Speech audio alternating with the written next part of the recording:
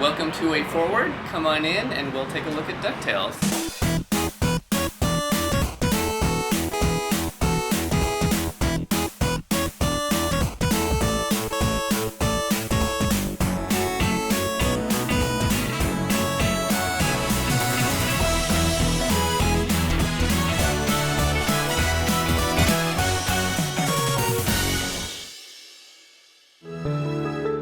First step in creating the backgrounds was to really study the NES levels. We had the NES maps, blocked out. We had the entire map from both a level design perspective and sort of a art layout perspective. We looked at the levels and to try to interpret, what the feeling was. For something like Transylvania, when you look at the actual original layout, it feels like it's broken into a few different areas. There's kind of a dungeon, underground, very brick area where you have the spikes. There's the entryway, kind of a foyer, and there's like doors and sort of some wood and some like wallpaper kind of falling off, and then the grand ballroom with the red drapes. And so we really sort of broke down those sections and tried to break levels into 2 to 3 individual parts or pieces and unique tile sets.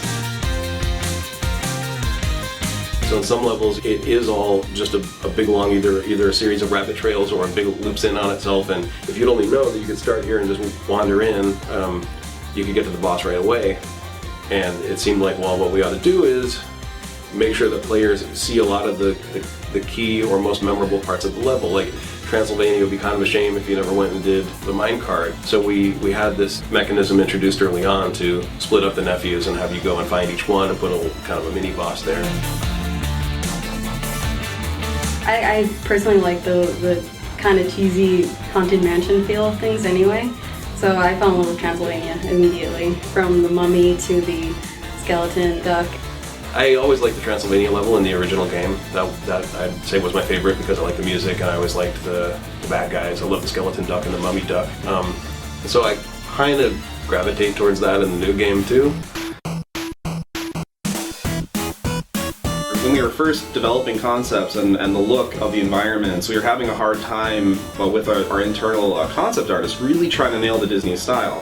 We have incredibly talented people, but there's this certain look. And so we did an internet search and we were looking up DuckTales backgrounds and different concept art, and I came across a blog with sketches from the original show, like thumbnails and actual layout drawings from the original show. It all came from one place, came from this one guy, Mike Peraza, and I thought, well, let's just contact him, see maybe he has a stockpile of layout art that we can rifle through and take some photos and scans, and he just wanted to work with us. And so we actually contracted him to work on the game. And the funny thing about Mike Peraza is he worked on the original DuckTales show, and now he's a Disney Imagineer.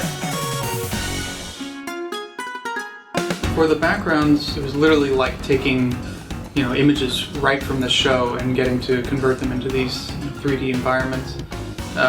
So it was absolutely a blast getting to sort of cut them up and place them together to create, the depth that you see in the game. And we would take the individual layers of that mountainscape and just sort of subtly take out, the contours of that mountain, make the forms that are closer to the camera actually come out towards you with really basic geometry, but the effect was actually really powerful.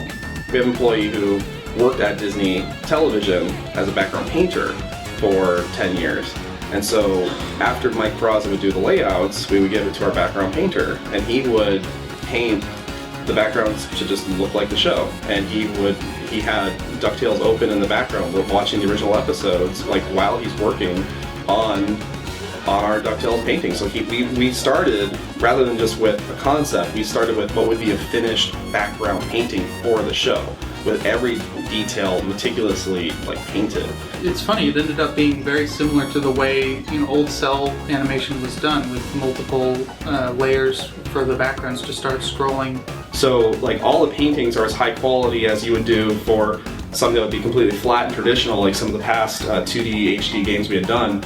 But starting with these giant paintings, we had very large textures. So we're really pushing the limits of some of these consoles and how much texture memory they have with all the textures and all the frames of animation and the particle effects and and the result is amazing with this game running at 1080p and 60 frames a second. It's just spectacular.